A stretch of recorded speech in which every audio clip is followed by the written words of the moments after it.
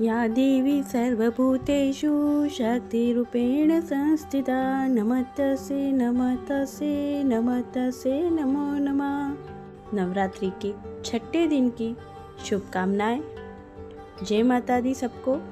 आज इस वीडियो के माध्यम से दुर्गा सप्तशती के 11वें अध्याय का श्रवण करेंगे।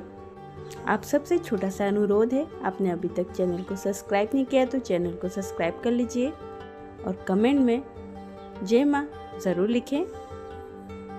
11वां अध्याय देवताओं द्वारा देव की स्तुति तथा देवी द्वारा देवताओं को वरदान। मैं भुवनेश्वरी देवी का ध्यान करता हूँ। उनके श्री अंगों की आभा प्रभात काल के सूर्य के समान है और मस्तक पर चंद्रमा का मुकुट है। वे उभरे हुए स्तनों और 3 नेत्रों से युक्त हैं। उनके मुख पर मुस्कान की छटा छाई रहती है और हाथों में वरद, अंकुश, पाश एवं अभय मुद्रा शोभा पाते हैं। ऋषि कहते हैं, देवी के द्वारा वहाँ महादैत्यपति शुंभ के मारे जाने पर इंद्र आदि देवता अग्नि को आगे करके उन कात्यायनी देवी की स्तुति करने लगे। उस समय अभिष्ट की प्राप्ति होने से उनका मुख कमल दमक उठे थे। उनके प्रकाश से दिशाएं भी जगमगा उठी थी। देवता बोले, शरणागत की पीड़ा दूर करने वाली देवी हम पर प्रसन्न हो। संपूर्ण जगत की माता प्रसन्न हो। विश्वेश्वरी विश्व की रक्षा करो। देवी तुम ही चराचर जगत की अधीश्वरी हो। तुम इस जगत का एकमात्र आधार हो, क्योंकि पृथ्वी में तुम्हारी ही स्थिति है। देवी तुम्हारा पराक्रम अलंघनीय है। तुम ही जल रूप में स्थित होकर संपूर्ण जगत को तृप्त करती हो। तुम अनंत बल संपन्न वैष्णवी शक्ति हो। इस विश्व की कारणभूता परामाया हो। देवी तुमने इस समस्त जगत को मोहित कर रखा है। तुम ही प्रसन्न होने पर इस पृथ्वी पर मोक्ष की प्राप्ति कराते हो। देवी संपूर्ण विद्याएं तुम्हारे ही भिन्न भिन्न स्वरूप हैं। जगत में जितनी स्त्रियां हैं वे सब तुम्हारी ही मूर्तियां हैं। जगदम्बा एकमात्र तुमने ही इस विश्व को व्याप्त कर रखा है। तुम्हारी स्तुति क्या हो सकती है। तुम तो स्तवन करने योग्य पदार्थों से परे एवं परावाणी हो। जब तुम सर्वस्वरूपा देवी स्वर्ग और मोक्ष प्रदान करने वाली हो, तब इसी रूप में तुम्हारी स्तुति हो गई। तुम्हारी स्तुति के लिए इससे अच्छी उक्तियाँ और क्या हो सकती हैं। बुद्धि रूप से सब लोगों के हृदय में विराजमान रहने वाली तथा स्वर्ग एवं मोक्ष प्रदान करने वाली नारायणी देवी तुम्हें नमस्कार है। कला, काष्ठा आदि के रूप में क्रमशः परिणाम की ओर ले जाने वाली तथा विश्व का उपसंहार करने में समर्थ नारायणी तुम्हें नमस्कार है। नारायणी तुम सब प्रकार का मंगल प्रदान करने वाली मंगलमयी हो। कल्याणदायिनी शिवा हो। सब पुरुषार्थों को सिद्ध करने वाली शरणागत वत्सला 3 नेत्रों वाली एवं गौरी हो। तुम्हें नमस्कार है। तुम सृष्टि पालन संहार की शक्तिभूता सनातनी देवी गुणों का आधार तथा सर्वगुणमयी हो। नारायणी तुम्हें नमस्कार है। शरण में आए हुए दीनों एवं पीड़ितों की रक्षा में संलग्न रहने वाली तथा सबकी पीड़ा दूर करने वाली नारायणी देवी तुम्हें नमस्कार है। नारायणी तुम ब्रह्मांडी रूप धारण करके हंसों से जुते हुए विमान पर बैठती तथा कुश मिश्रित जल छिड़कती रहती हो। तुम्हें नमस्कार है। माहेश्वरी रूप त्रिशूल, चंद्रमा, सर्प को धारण करने वाली तथा महान वृषभ के पीठ पर बैठने वाली नारायणी देवी तुम्हें नमस्कार है। मोरों और मुर्गों से घिरी रहने वाली तथा महाशक्ति धारण करने वाली कुमारी रूप धारण निष्पापे नारायणी तुम्हें नमस्कार है। शंख, चक्र, गदा, शंख, धनुष उत्तम आयुधों को धारण करने वाली वैष्णवी शक्ति रूपा नारायणी तुम प्रसन्न हो। तुम्हें नमस्कार है। हाथ में भयानक महाचक्र लिए डाढ़ों पर धरती उठाए वाराही रूप धारिणी कल्याणमयी नारायणी तुम्हें नमस्कार है। भयंकर नरसिंह रूप से दैत्य के वध के लिए उद्योग करने वाली तथा त्रिभुवन की रक्षा में संलग्न रहने वाली नारायणी तुम्हें नमस्कार है।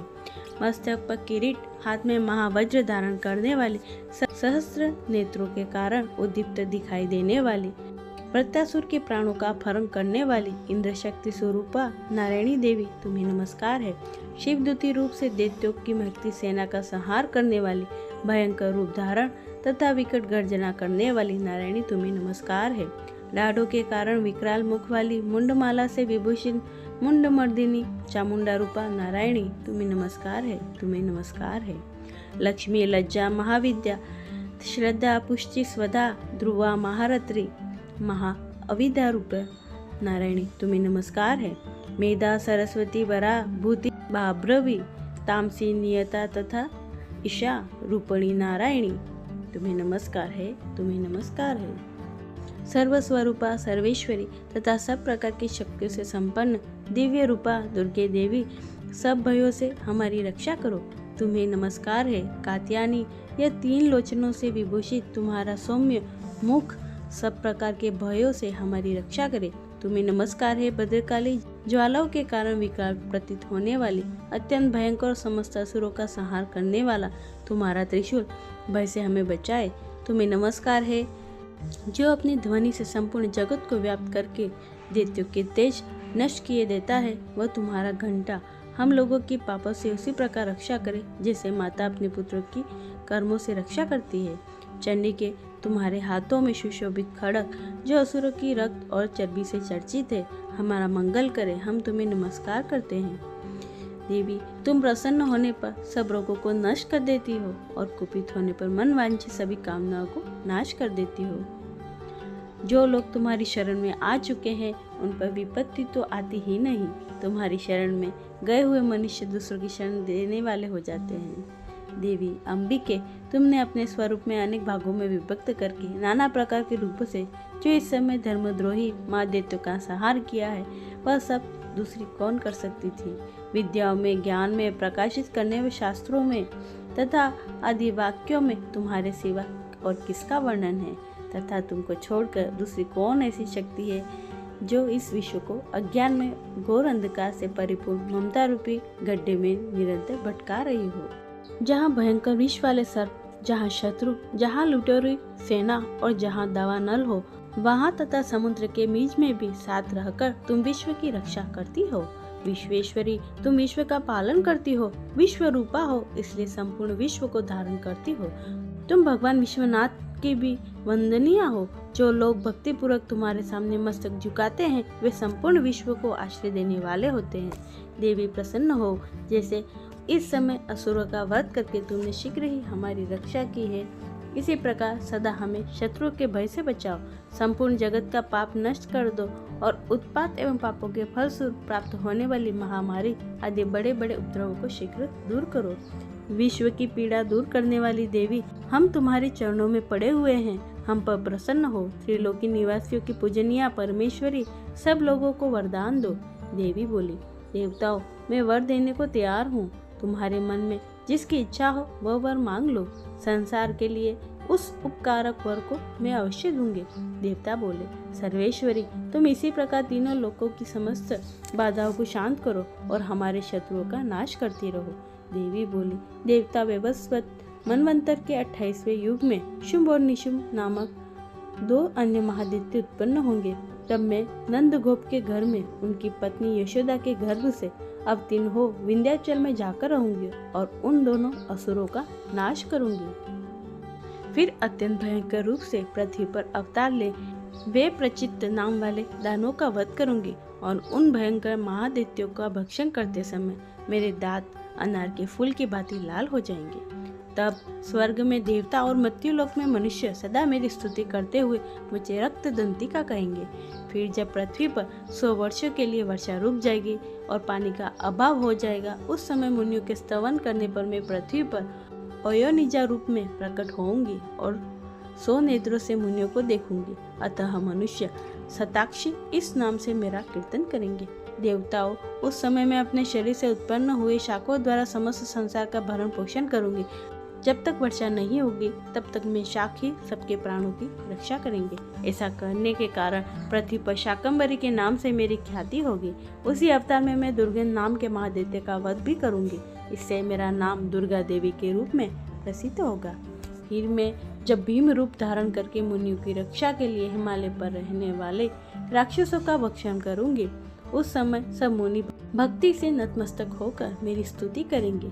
तब मेरा नाम भीमा देवी के रूप में विख्यात होगा। जब अरुण नाम के दैत्य तीनों लोकों में भारी उपद्रव मचाएगा, तब मैं तीनों लोगों का हित करने के लिए 6 पैरों वाली असंख्य भंवरों का रूप धारण करके उस महादैत्य का वध करूंगी। उस समय सब लोग भ्रामरी के नाम से चारों ओर मेरी स्तुति करेंगे। इस प्रकार जब संसार में दानवी बाधा उपस्थित होगी तब तक अवतार लेकर मैं शत्रुओं का संहार करूंगी। इस प्रकार श्री मार्कंडेय पुराण सार्वणिक मनवंतर की कथा के अंतर्गत देवी महात्म्यमय देवी स्तुति नामक 11वां अध्याय पूरा हुआ। बोलो अम्बे मात की जय। ये था आज का अध्याय। उम्मीद करती हूँ आपको ये अध्याय अच्छा लगा होगा।